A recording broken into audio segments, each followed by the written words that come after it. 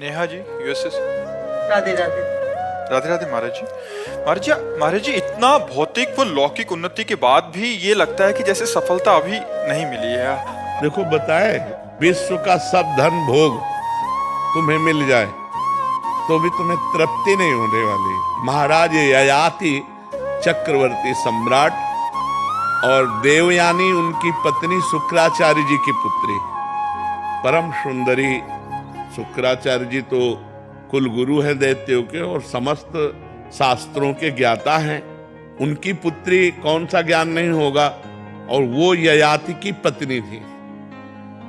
अपनी यौवन अवस्था भोगने के बाद भी भोगों की अतृप्ति, अपने पुत्र की जवानी ली और उससे भी भोग भोगा 1000 वर्ष तक, फिर भी तृप्ति नहीं। तब ऊब करके छोड़ा और ये निर्णय लिखा कि भगवान से विमुख अज्ञानी पुरुष को यदि पूरे संसार के जौ धान्य स्त्रियां सब सुख दे दिए जाएं तो भी तृप्ति नहीं होगी। गोस्वामी तुलसीदास जी एक दोहा में कह रहे हैं, तब लगी कुशल न जीव कहूं, सपने हूं मन विश्राम।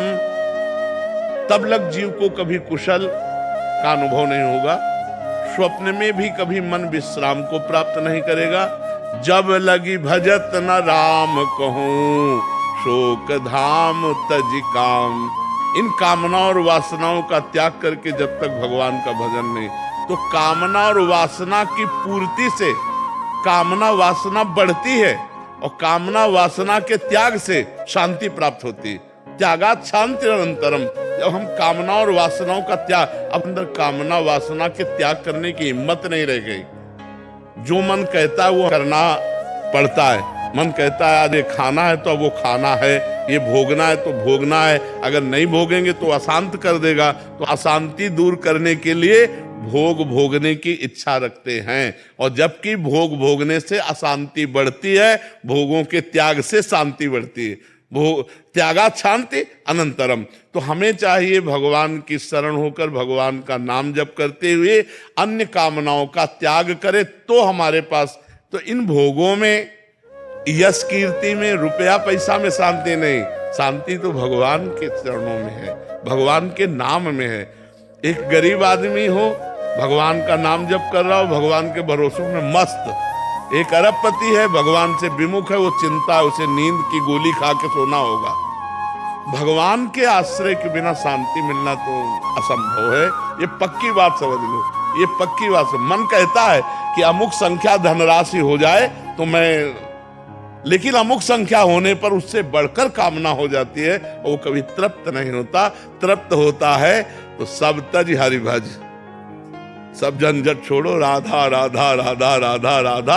और जैसे भगवान रख रहे वैसे संतोष करो और अपने धर्म से कर्म करो, यही जीवन का लाभ। नहीं तो कभी संतोष के बिना ये कामनाएं कभी नष्ट नहीं होती। बिन संतोष न काम न साही और अछत काम सुख सपने नाहि। और जब तक कामनाएं तब तक अशांति ही अशांति है। विनीत जी लखनऊ से।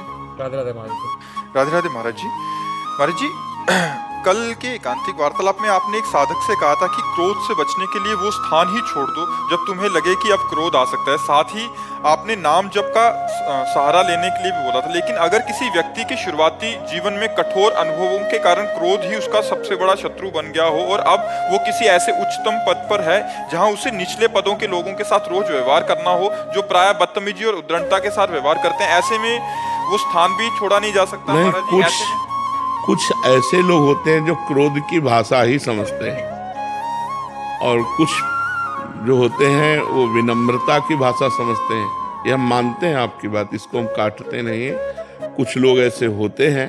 तो कुछ लोगों का स्वभाव होता है ऐसा कि वो क्रोधावेश को देखकर ही मानते हैं।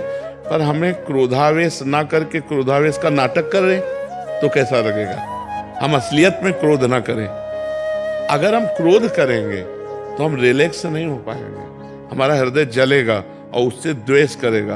अगर हम क्रोध का नाटक करेंगे तो हम रिलैक्स रहेंगे। तो हमें लगता है क्रोध ना करके यदि हम क्रोध का नाटक करें, पर नाटक करने में ऐसा लो कि जल्दी में क्रोध में आ जाए, मतलब उसके लिए हमको बिल्कुल तैयार रहना पड़ेगा कि हम केवल नाटक कर रहे हैं। क्योंकि अपने जो नीचे लोग हैं उनको सेवा करानी है, उन सेवा कराने के लिए हमें थोड़ा सा, तो अगर कहीं जरूरत पड़े तो क्रोध का नाटक कर ले, क्रोध ना करे, क्योंकि क्रोध से अपनी भी हानि होती है और दूसरे की भी हानि होती है। क्रोध का नाटक तो हमको भी करना पड़ता है, तो